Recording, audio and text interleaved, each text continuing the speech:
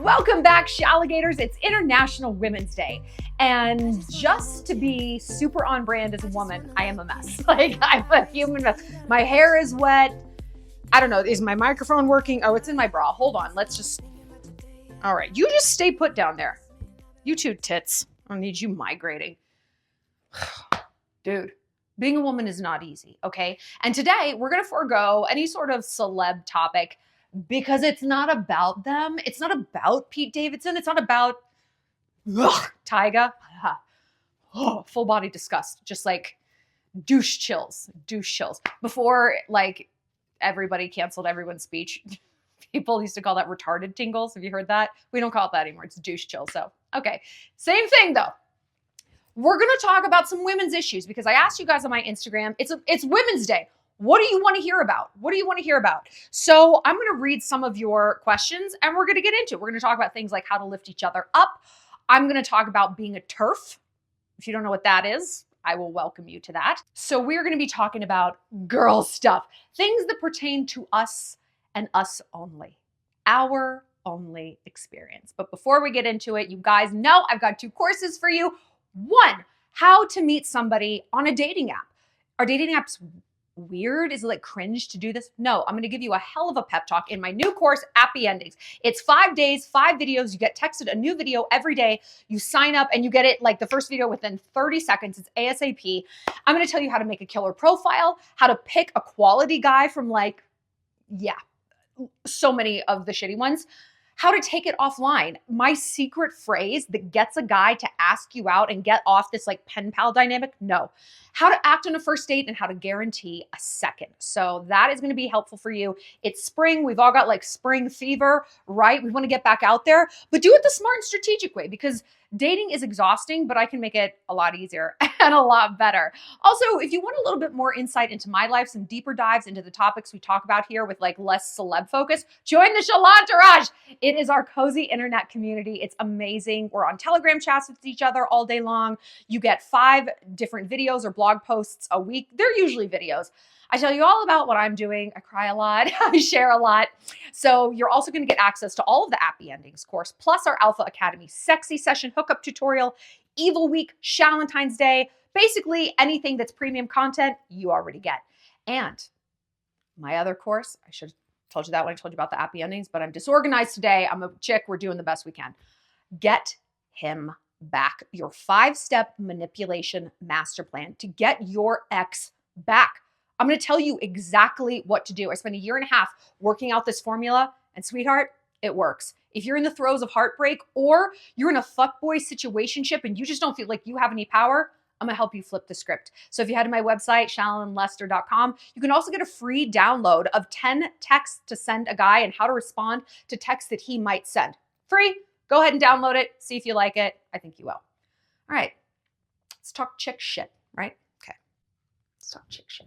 Let's go to the Instagram and see what you guys had to say. Women's Day. Let's address the elephant in the room. Controversial opinion. Am I the only one that isn't feeling International Women's Day? It feels patronizing. So many of you guys said this. I agree. It's like, oh, okay. You know what we would like instead of like free Chipotle today? Pay us the same as you pay men. Abortion access. Like, I don't want your Cold Stone bullshit later in the office. I just don't. Okay. I will take the Cold Stone. Okay. Just leave it. Just leave it and go. Leave it and go. Derek in HR. But no, I agree with you. It's like all of these things, we're in the age of just performative activism, you know, like the fact that they had end racism spray painted in the end zone at the Super Bowl. You know what you should spray paint there? Do your homework. That would move the needle on getting people out of poverty a little bit more than end racism. Yeah, dude, we know that. Okay. Like, whatever. So I know, miss me with this International Women's Day. Like, what does this mean? To me, it's just an excuse for us to put aside the celebrity stuff for one day and talk about us. But yeah, maybe the way we celebrate this is to be like, I don't need an excuse to celebrate being a woman. I'm going to do this shit every day. And I'm getting together with my friends tonight. We're like, why not? It's International Women's Day. We're going to a country dance. We're like, let's get a bottle of champagne. And I thought, you know what? Why don't we do this? Why don't we do this every Wednesday? Like, why do we need an excuse to be like, that's right, we all have vaginas, so let's celebrate it. I think the way we actually celebrate this day is to never have it end, right? Never. Like, never have it end. Because what's next month? Is it like Samoan Pacific? Is it Asian month? Who cares? Who cares? Not that I don't care about Asian people, but it's like, what is any of this doing? Does it actually move the needle, or is it just something that's now vexing on your Hulu? They're like, promoting women directors. I don't care who directs a movie. I mean, great, give women the same opportunities, but I'm not going to watch a movie that I don't want to watch just because there's a chick directing it. Like, I'm not going to watch a movie that a black person directs or buy something from Target that's a black-owned brand just because. I'm going to buy what I want to buy that's the best product. I'm going to watch the movie I want to watch. You know, and when you come into someone's life so granularly, like, well, is that a black-owned deodorant? Well, are you watching an Asian movie? It's like, ugh, it just makes the whole movement repellent. It makes the whole movement repellent. We're talking about race and gender and all these things in all the wrong ways. It's like, it's constantly being like shoved in our face. We face fucked by it all the time. And yet we can never actually really talk about it. We can never actually talk about it, right? We can't like have a funny, jocular, colloquial conversation with someone about race or about sexual identity or something like that. It's like, you're being offensive. Because the very people who want to keep introducing this into our rhetoric and our day-to-day politics are the very ones constantly clipping free speech. Constantly. They're the joke police. They're the thought police. They're the woke police. They're the cancel culture. So looking at International Women's Day and Women's Month, I'm like, don't even involve me in this. Don't even fucking involve me in this. Like, miss me. Leave the Chipotle, Derek. But I don't need to be looped in to your performative activism where we actually can't talk about anything, because I'm going to go on and read a lot of these topics. But what I'm seeing in the International Women's Day, like posting on Instagram, it's like, lift up other women, empower other women. Shut up. Shut up. Why don't you tell me how to improve my life as an individual? Like, it's all like, what are you doing for everyone else? What are you doing for everyone else? What is anyone else doing for me? And they're not obligated to, but like, it's that idea that there's always so many requirements. There's so many requirements. Are you promoting black creators? Are you shopping black deodorants? Are you buying Asian dental floss? Like, I don't know, man. I am literally just trying to live my life. But happy Women's Day. Sounds good. Let's get into some more. Let's get into some more things.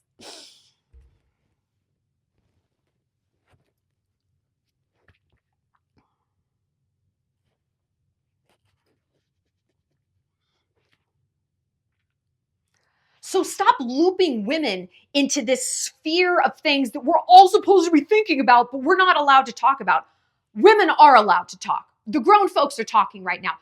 Okay? Like, you want to have like weird, stilted non-conversations and bullied conversations about race and gender politics and whatever. No.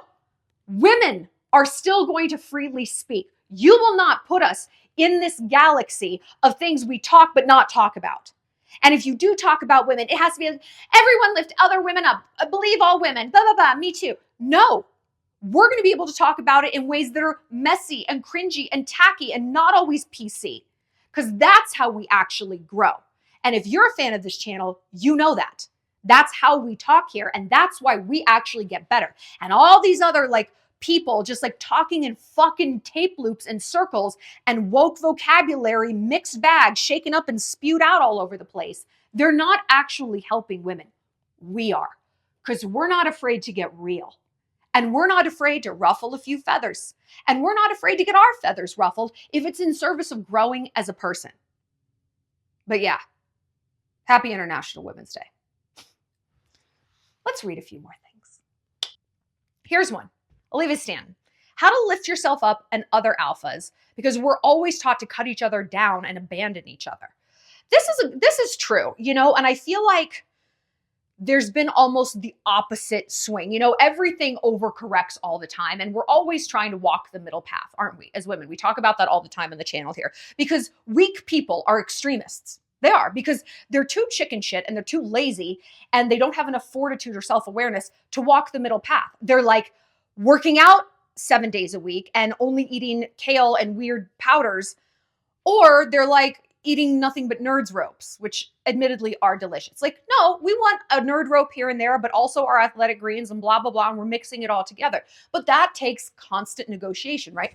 My point is, I think we've seen this in the female space in feminism, where it's like, it went from like, mine, and we're all competing for resources, men, jobs, a voice, a platform, right? To believe all women. Believe all women. Why? Because we have the same genitals? I have hands. Everybody I know has hands. Do I believe all people who have hands? I'm a lefty. Do I have to believe all left-handers in one issue or another? What are you talking about? No. That is not middle pathiness. That is an extreme point of view. So no. And I think there's a lot of toxic positivity around feminism. Lift everyone up. Women empower women. I mean, look, yeah. But what I want you to do is first and foremost, empower yourself. Lift yourself up. I want you to embrace radical narcissism, positive narcissism. I've told you before, I had a therapist call me a narcissist with a lowercase n. Like, I'm a petite narcissist. And I was like, thank you. But it makes a lot of sense, because I have a lot of things about me that are narcissistic that, quite frankly, are the secret to my success. I am selfish. I am. It's me. It's my world. And I do what I want almost all of the time. I get real fucking punchy when people are trying to tell me what to say, what to wear, how to act. I don't fucking like it. And because I have such a physical reaction to people boxing me in or pushing me into a corner, I have engineered a life where I don't depend on anybody. Nobody pays my bills. Nobody does anything for me. I am an island. Now, of course, I have connections with friends, and that's where that's where you have to ease up those reins. Like, I want to have friends, but I also want to be my own best friend. I'm a closed circuit, right? I am perfectly happy and capable alone and on my own. I want people in my life, but it's not a need-based thing. Or maybe I need you because I want you. I need you because you're my best friend and I love you so much. That's not the same as I need someone to motivate me. I need someone to pay my bills. I need someone to imbue me with confidence, because I can't do any of this myself. Yes, I can. And that is rooted in selfishness. And the reason I say this, how this ties into lifting up other women. Look what I do for a living. I'm an influencer. Why? I think that's part of it, is because I live a life that is autonomous. I am unapologetic. I am untethered, right? And therefore, I help women. It's like I live this aspirational lifestyle and people look up to that. I think, I don't know, why are you guys here? But my point is, when you are living authentically, when you are a leader in your own life, and I'm talking about this actually today on my Instagram, how leadership is risk in service of authenticity. It's a huge life motto of mine. I'm like very impressed that I came up with it. Go check that out. But when you are acting as that leader, you are automatically inspiring other people and lifting them up, and you don't have to do shit. You are doing enough. You are doing enough. And this toxic positivity of like, we need to lift other women up. Honey, we're doing enough. We're trying to lift ourselves up.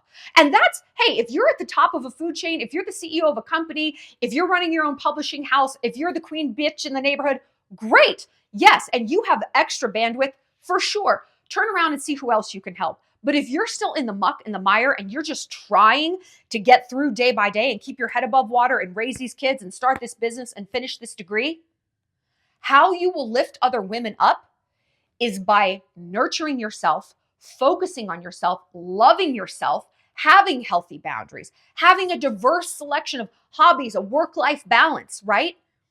Knowing when to say, I just can't do that. Knowing when to ask for help. Knowing when to feel grateful and express that gratitude. That is going to shine bigger than anything else. Because listen, you're not doing anyone any favors. If you're like, how can I lift you up when you are pouring from an empty cup? But I have to because I'm a woman and women empower other women. Maybe you just need a rest. Maybe the best thing you could do for your friendships, for your kids, for your boyfriend, is to take a nap. I realize that strategic rest is a huge part of my work day. Like strategic goofery, where I'm just like, strategic milling around my house. Like, I'm in this room now. I'm going to Target for a Frappuccino. And I have had to reframe that as like, oh my God, you're wasting so much time. But listen, if I don't have that like pressure valve release, Target Frappuccino, then I burn out. I burn out and I'm bitchy to you guys. I'm bitchy to my friends. And I get into a victim narrative and I feel like a martyr. I'm just nailing myself to the cross, right?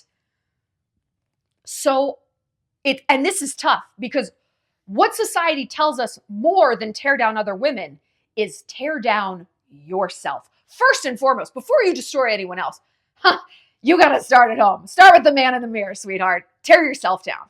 You got to run yourself fucking ragged, rise and grind. And I see people, influencers and people on Instagram, they're like, 4:30 workout club. Go fuck yourself. That's great if you want to get up at 4:30. I get up at 8. And because I can't work if I'm tired, like perpetuating this culture of run yourself down into the ground, cook all your meals and be there for every soccer game and get an A on every paper. How about a little bare minimum? Or how about you do give all of that great energy to yourself first and foremost, okay? Yeah, it might be your kids or your schoolwork, your boyfriend, your friends. They get a big part, but the lion's share is always going to go to you. Always. Because if you don't feed yourself that, who is going to? Nobody. That's an unrealistic and unfair expectation of others. It's not going to be your mama, your kids, your husband, nobody. You cannot expect other people to give you what you refuse to give yourself. And when you entrench into that narrative in your mind and that belief, you're on the cross. You're on the cross, right? We don't like to feel that way. It's exhausting. It is deeply unsexy. Like, really unsexy. And it just wastes our one precious life here on earth. So when people talk about how can I lift other women up? That's on them. That's on them. Don't play into the rhetoric of I have to save someone else. To me, that's the patriarchy. Like, oh, no. To me, it's like it's toxic selflessness. Oh, I'm just so I got to lift up other women. No, you don't. You can encourage them, but that's it. We use this example in terms of football players and cheerleaders, right? And what do we say? Cheerleaders don't play. No one is passing Brittany the ball. Deshawn is running that play. She's cheering. They are staying in their own lanes, okay? And I feel that way about lifting up other women. And look, if it's an easy thing to do, yes, girl, you look great on the gram. I'm so proud of you for going to the gym. Great. If they're low lifts, amazing. But if it's like, oh, get up at 5 to take you to the airport? Okay. Oh, invest in your dog massage business. I literally had someone ask me that. Dog massage. I said, do I get a massage? She's like, no. It's like I asked her for one of her kidneys. She's like, what? Or I asked her to give my dog a happy end. It was just, if it's a lift that is taking from your cup, nope. Sorry. Suddenly I'm Brittany and you're Deshawn. You got to run that play yourself. Yay. And I have gotten real good at knowing whether I'm Brittany or whether I'm Deshawn. Real good. And you can try to pass me the ball. I'm going to sidestep it. Oops, I made hands like butterfingers. Run your own fucking play. And I will run mine. I'm not asking Deshawn to get in a human pyramid. No, he's got his own thing to do. I'll stay in my lane and you can stay in yours. And we're going to cheer each other on. And that is what it is. And if that is toxic, if that is anti-feminist, great, go fuck yourself. I'm going to sleep great tonight. I'm going to take care of me and mine. My goals, my needs are met. You don't like it? Who asked you? Who on earth asked you?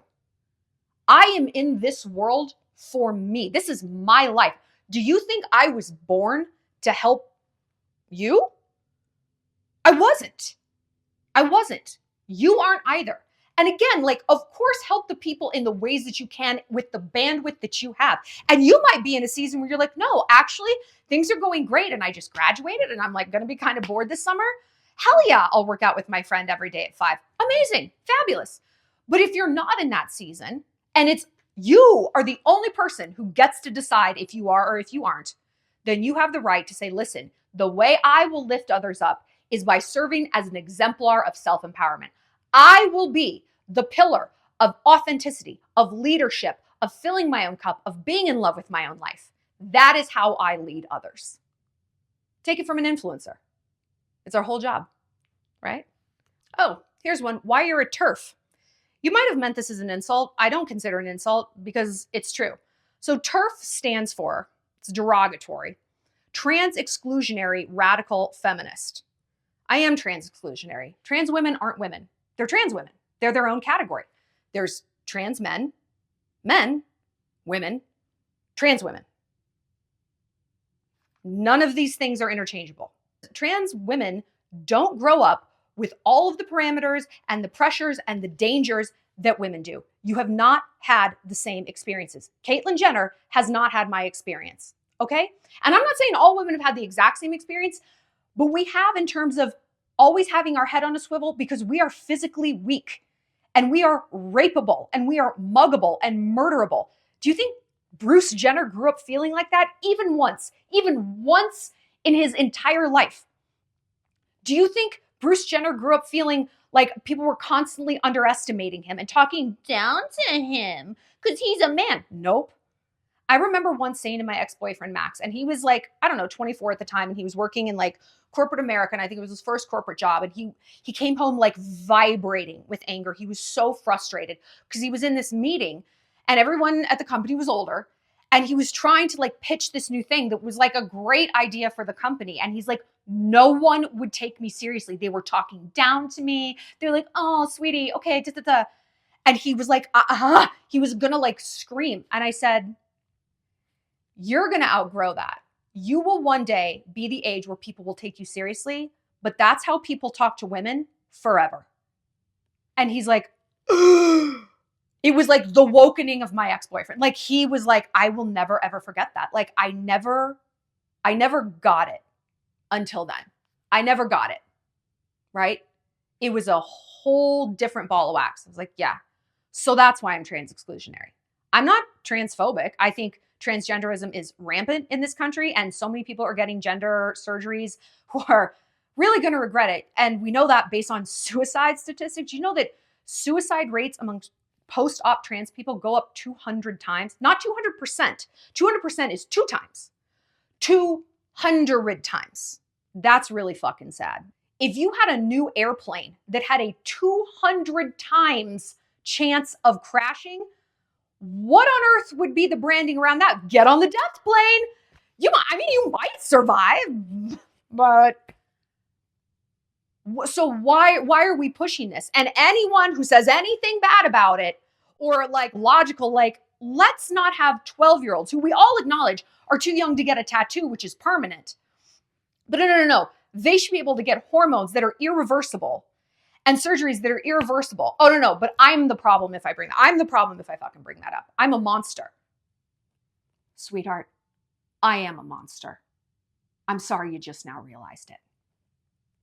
But I'm a monster for women. And not just women. I'm a monster for anyone living authentically. And if you getting a sex change operation is you being authentic, amazing, great. Of course you're welcome here. We have trans women here in the Shallon entourage. But I cannot tell you that as a trans woman, you have had the same experiences as biological women. You haven't, and you're not the same. You are your own lane. And I think it's, one thing that I'm sure is contributing to this suicide rate, which is just the most fucking tragic thing I've ever heard in my life. Jordan Peterson said it right. He's like, you have people who don't feel comfortable as a man or a woman or whatever they're born as, not a sign, they're born that way.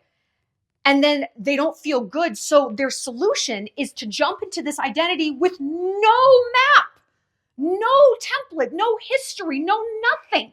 It's just this tightrope with no net. And then they wonder why they're not happier. It's like, you don't have a place in society. And the agenda seems to be, well, fucking, we're going to force a place. Oh, that works great. Everyone wants to be around that person. Like, that movement is not doing themselves any favors. I would say that the trans movement and the LGBTQ alphabet soup, no smoking sign, Russian symbol for crosswalk, whatever the fuck they've added today at like 11:54 is the most hateful, coercive, bullying group out there. I don't see hate from any group like I see it from those groups. I don't see this rhetoric of, if you don't, we're going to get you. Oh, that's really winning hearts and minds. Great job. Great job. And you want to be accepted to women. Like, we got enough problems. No, like, no, you can run that story on somebody else. Not fucking here. Not here. I will support you as a trans woman in this new community you make. Cool. But it's not the same as my community. Not making any apologies for that.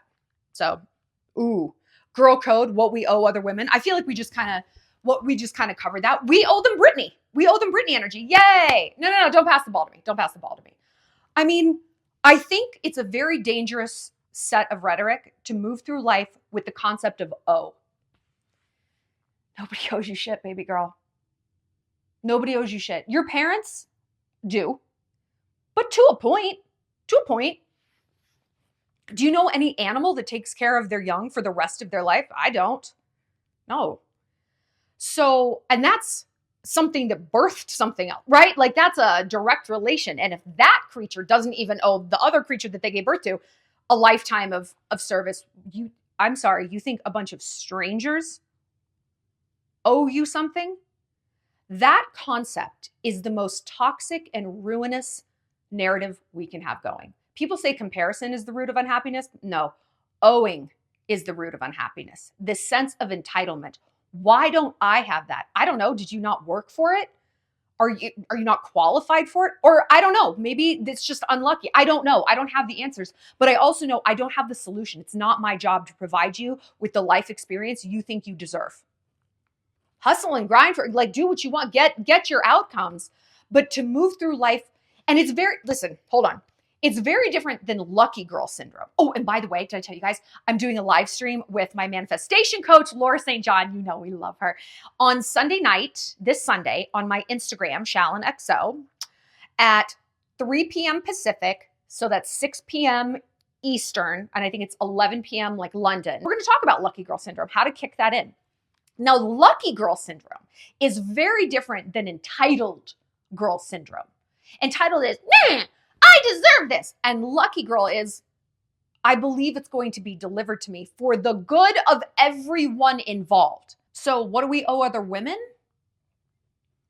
I guess we could say we owe other women, like I said in the previous question, we owe our species authenticity and constantly moving through life being comfortable in our dimensionality, in our ambition, in our domesticity, in all of our myriad flavors and shades and shapes and sizes, right?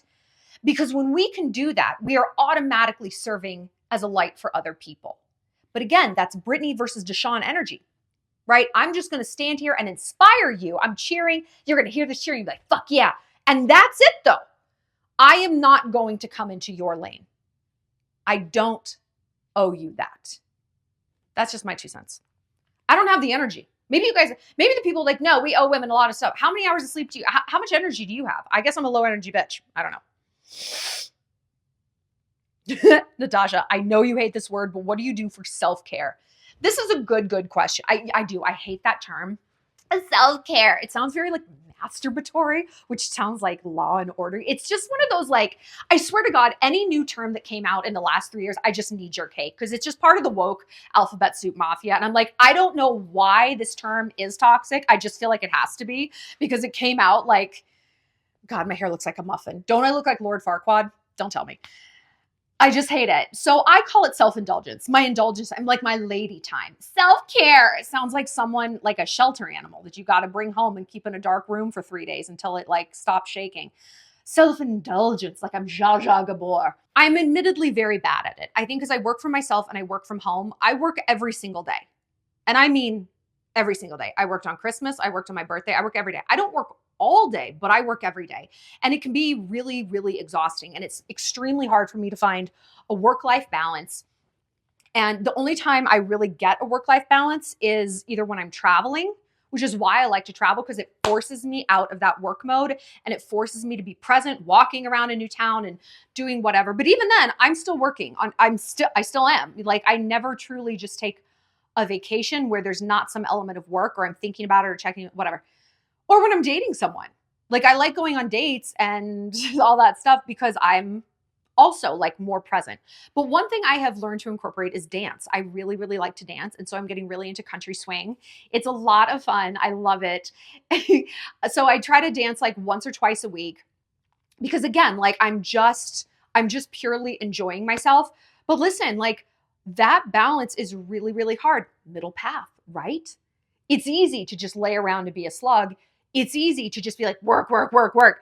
To have to pause and justify to yourself, why am I pausing? Well, I could miss out on this and I'm a failure and I'm an imposter. Be like, no, we're going to play tennis. We're walking the dog. We're getting a frappuccino at Target. Even if that is as self-carry as it gets, okay. And I try to incorporate little luxuries. I use like shower bombs and I brought back all of this really nice tea when I went to London and like little biscuits and English biscuits. And so I ordered bone china. Do you know what bone china is? It's like the highest grade china. Like it's called that because I think it's so fine. You used to be able to see through it. And I think it was made of, was it made of bone? Like it's an old school porcelain, but like it's the queen's china. So I bought some bone china teacups and tea sets and a teapot. They're very, very expensive. I just bought like one or two. And so I have my like tea time every day. And I make my little Earl Grey and I put it in the pot and pour it. And I have a biscuit. I'm like, I'm a lady, aren't I?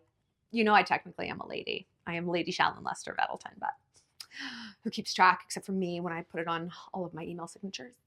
So little silly things like that make me happy. I don't know. I think it's all about the little silliness, the little bite-sized happiness things. Laura St. John talks about that so much in her teachings. And I do it too. We talk about with the perfect 9-year-old day. Same concept. I think if you can just indulge a little bit, like I'm looking right now on my floor in my office. Yeah, it's on the floor. A pack of stickers. I love stickers. I love them. And I put them on things. I'm like, sticker. Like when I make a grocery list, I put a sticker on it. I'm like, yeah. It's silly, but it's just a little indulgent. I'm like, and it just makes me feel a little bit more in control of my life. And that pressure valve, again, gets released a bit. Okay, a few of you guys have said how to be the feminine feminist. So you know that's kind of my catchphrase, the feminine feminist. I am a feminine feminist, and I have always sort of been this way. Like the women who were modeled to me as the height of femininity were like Blanche Devereaux from the Golden Girls, right? Dolly Parton, Zsa Zsa Gabor, Elizabeth Taylor, Blair Waldorf from Gossip Girl, like hyper feminine women. And they always appealed to me. And because they were so in their vibration, they were like, this is me. Yes, I'm glamorous. Yes, I love myself. Everybody's going to love me. Ah! And they just lived a life of such, again, like selfishness in that way. I guess we can't say Dolly, but in her movies, right? She would just be like so glam and da-da-da. And I just always gravitated towards women like that because my definition of feminism is not equality. I don't want to be treated equal. I want to be treated better because life is not equal for women, is it? No. No, it's not. Men aren't getting their heads chopped off in Iran because they showed their hair, are they? No. How many men do you know that have been raped or sexually assaulted? Not that many. Are we getting paid the same as men? Oh, also no. 1 in 3 women has been a victim of sexual violence. Is that the same for men? No. So I don't want to open my own fucking car doors, and I am sure as shit not splitting the check. Okay? My brand of feminism is women are fantastic and women are women. I shouldn't have to act like a dude, look like a dude, talk like a dude, fight like a dude in order to be taken seriously. Absolutely fucking not. And truly, I don't think any men want that either. I mean, weak men do because then we're doing all their work for them. Then they can just beta and incel themselves down into Andrew Tateanism. I'm not doing that. Feminine feminism is I am perfectly aware of my value. I am aware of how much it costs to look like me. I am aware of how much I bring to the table, being as well-read, cosmopolitan, intellectual. I mean, the list is almost endless. I am well aware of that. I know my value. Okay, I'm not putting myself on a clearance rack. I'm not a Gucci at a garage sale. If you have a problem with it, well, that does sound like your problem. You can try to box me and you can try to shame me for that. It actually just makes me want to do it more. So the way we achieve this, I think, is being so aware of our value. But listen, how do we do that? Well, are you cultivating value? You know what I say? People with high self-esteem do esteemable things. Esteemable things, what does that mean? It means things, actions, and behaviors and routines that create high self-esteem. Now, we know that the root of happiness is something called grit, right? It's resiliency. Happy people are not the people who've never been tested. Actually, those are usually the most unhappy people. Look at like celebrity offspring, right? They're miserable because they've never had to work for anything. So they've never had to experience falling down, getting back up again, and proving to themselves, I have what it takes to survive. And that's a crucial animalistic thing that you need to know. And if you don't, you're fucking adrift. So grit is crucial. And we cultivate that by stretching and expanding, trying new things, maybe failing, maybe not. We pick ourselves up and we keep moving forward. We're like, yeah, I humiliated myself in tap class, but I still went back the next week. And you know what? The world didn't end. It was fine. People actually weren't talking about it. They didn't even remember. Who cares? That creates grit, and that creates confidence, and that creates happiness. And that happiness creates you being in your energy of understanding your value. Because now you're not just, I have value. You're like, no. I know what my value is, because look at all these examples I have of when life tested me or things didn't go my way and I didn't lay down and die. I got back up again. And I didn't just get back up and got bitter. I got better because I looked at that tap recital. I'm like, okay, what could I have done differently? Okay, could I practice more? Could I have done this? I've learned from things. I have a spirit of growth. And this might seem like we're in the weeds talking about how does this relate to femininity and feminism? Because it all comes back to, don't you fucking tell me who I am. I know who I am. I decide. You don't decide. You don't tell me what being a woman looks like. You don't no. I decide. And I have decided based on all of these experiences. Another way you do esteemable things is you help others. Now, I know we just said you got to focus on yourself. But you can, in fact, help others in ways that are not corrosive to you. It's up to you to find what those are, to find what those parameters are, and to recognize when, like I said, you're in a season of more elasticity and you're like, I can do more. I think I have more to give now. And then recognize like, whoa, okay, I'm sorry. Like things are a lot. I need to take a step back. All right, that's our life's work in recognizing those seasons and the contraction and the expansion and communicating that to the people around us. It's not easy. That's the middle path, and it never usually is. So my darlings, this is where I leave you. What do you think of International Women's Day? Is it performative? Are you like, yeah, it's performative, but fuck it, I'll take it. I will take the cold stone. Is it like actually something that you think is really genuinely moving the needle out there? Like, no, like this is a day where we need to talk about women's issues. Do you believe that we should be carrying this big dick Women's Day energy all year long? How can we do that? What do you think the biggest challenge is of being a woman? Are you a TERF? What do you think? Tell me in the comment section. We're going to be back next time talking about more celebrities. Oh, okay. I do need to ask you, do you guys want more Vanderpump Rules topics? My God, this is like the herpes of scandals. It just never goes away. Wow. Okay. I'll see you later, Shalligators. I love each and every one of you girls and gays and trans women.